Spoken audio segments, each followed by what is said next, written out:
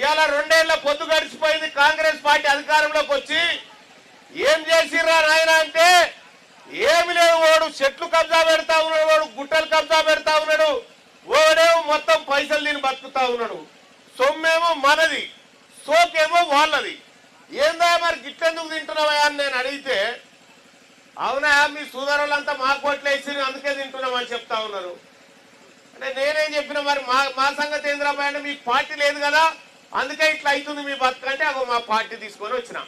ఒకసారి ఆలోచన చేయండి అమ్మా, ఈ తీన్మార్ మల్లన్న ఎవరు, ఎవరి కోసం పోరాటం చేస్తున్నా ఒకసారి ఆలోచన చేయండి.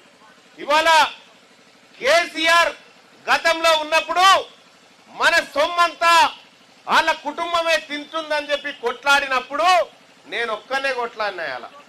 నేను కొట్లాడితే నా మీద మనం సూదరాలమో పార్టీ పెట్టుకుంటామంటే తీన్మార్ మల్లన్నను చంపాలని చెప్పి రెడ్డోళ్ళు వెలమోళ్ళంతా కక్ష కట్టి నువ్వు పార్టీ ఎట్లా పెడతావా మా కింద బానిస లెక్క బతకాలే కదా అని అంటారు.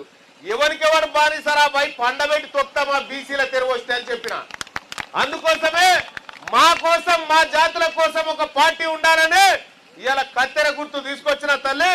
ఈ కత్తెర గుర్తు మన జాతుల కోసం వచ్చినటువంటి గుర్తు కాబట్టి ఈ గుర్తును మీరందరూ ఆశీర్వదించి రాబోయేటువంటి ఎంపీటీసీ గాని జెడ్పీటీసీ గాని ఎమ్మెల్యే గాని ఏ ఎన్నిక వచ్చినా మన పార్టీ మన బీసీల పార్టీ కత్తెర గుర్తుందని చెప్పి చెప్పండి. అందరూ కూడా రేపొద్దున కత్తెర గుర్తు పైన ఓటేసి మనందరినీ గెలిపిస్తే మీకు ఇండ్లు ఎట్లా రావో చూస్తా, మీకు పింఛన్లు ఎట్లా రావో చూస్తా, మీకు కష్టాలు ఎట్లా వస్తాయో నేను చూస్తా అని చెప్పి మీ అందరికి తెలియజేస్తా ఉన్నా. వాటన్నిటికీ నేను కావాలండి మీకు ఇవ్వాల్సినవి ఎట్లా రావో నేను ఎవడెవడు దోసుక తింటుండో మీ సొమ్ము వాళ్ళందరినీ కక్కిచ్చైనా సరే మీ సొమ్ము మీకు ఇప్పిస్తా అని చెప్పి తెలియజేస్తా.